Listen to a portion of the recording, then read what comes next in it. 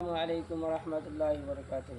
মহতরম দোস্ত বুজুর্গ, হাদিসের মধ্যে আসছে যে আমাদের শরীরের যতগুলো অঙ্গ প্রত্যঙ্গ আছে, যে হাত পা চোখ মুখ জবান মাথা এরকম সর্ব অঙ্গ প্রত্যঙ্গ, এই আমাদের জবান আমরা জিবা যে বলি, তো জিবার কাছে সকালে কাকতি মিনতি করে আর বলে যে জবান, তুমি আমাদের জন্য কমসে কম আমাদের জন্য আল্লাহ তাআলার কাছে ভয় করো, কেননা তুমি যদি ভালো থাকো তাহলে আমরাও ভালো থাকবো। হাদিসে আসছে যে ফা ইস্তাকাম তা ইস্তাকাম না, যদি তুমি সিধা থাকো আমরাও সিধা থাকবো, ওয়া ই ওয়াজাজতা ই ওয়াজাজ না, আর যদি তুমি বেকা হয়ে যাও তাহলে আমরাও কিন্তু বেকা হয়ে যাব।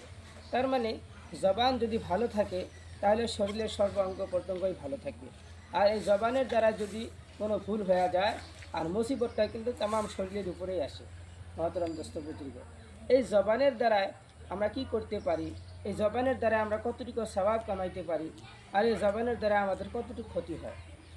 এই জবানের দ্বারা যদি আমরা কোরআন তেলাওয়াত করি আমাদের সওয়াব হয়। এই জবানের দ্বারা যদি আমরা কাউকে নামাজের জন্য ডাকি তাও সওয়াব হয়। এই জবানের দ্বারা যদি আমরা কাউকে ভালো কাজের আদেশ করি তাও আমাদের সওয়াব হয়। আর এই জবানের দ্বারা যদি আমরা কাউকে গালিগালাজ করি তাহলে আমাদের গুনায় পরিণত হয়।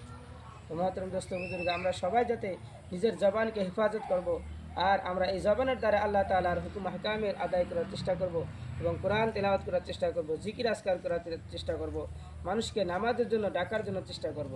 মহতরম দোস্ত বুজুর্গ, আমরা যাতে সৎ কাজে আদেশ করি আর অসৎ কাজ থেকে আমরা সবাইকে নিষেধ করার চেষ্টা করব। আসসালামু আলাইকুম রহমতুল্লাহ।